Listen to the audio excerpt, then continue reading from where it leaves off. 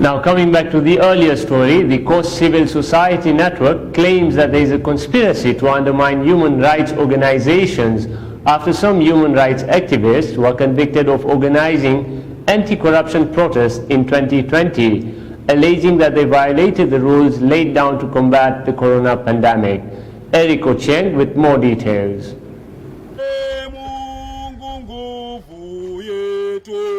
The case involving human rights activist Francis Auma of Muhuri organization, Lucas Fondo of Lengo, Felix Obiero and Teres Mukami from Agenda Kenya, Baraza Nato of Waki Kenya and one member of the public by the name Kitty was heard today at the Mombasa High Court before Judge Rita Mwai.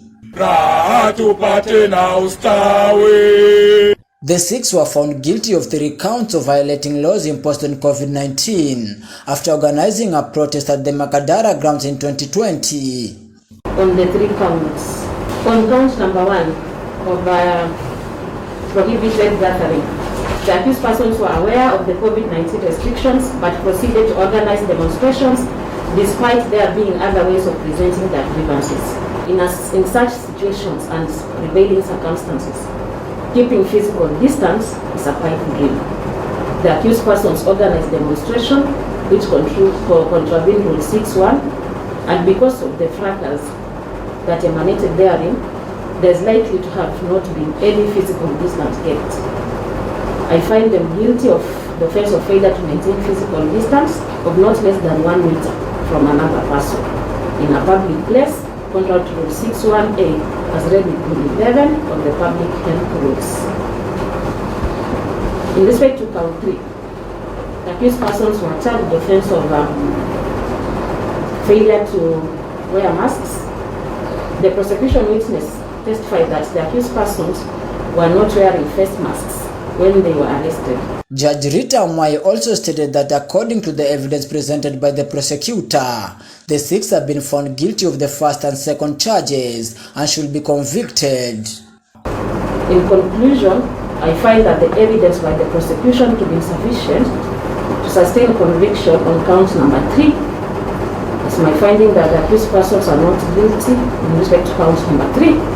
However, as for count number 1 and 2, same were proved beyond reasonable doubt. I find the accused persons guilty and convict them under Section 215 of the CPC as charged. In addition, representatives from the Coast Civil Society Network, which includes 85 organizations, said that the protests were conducted to demand justice after money directed to the fight against COVID-19 was stolen.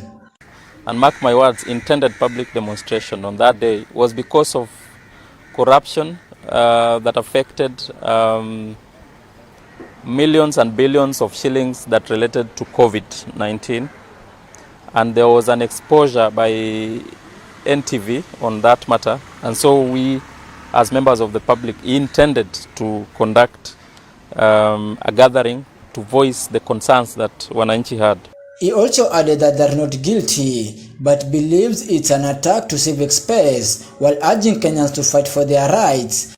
We will not go to the merits of the case today because we wait for the final part of the judgment, that is sentencing. But we must let the public know, first of all, that we maintain our innocence in this matter.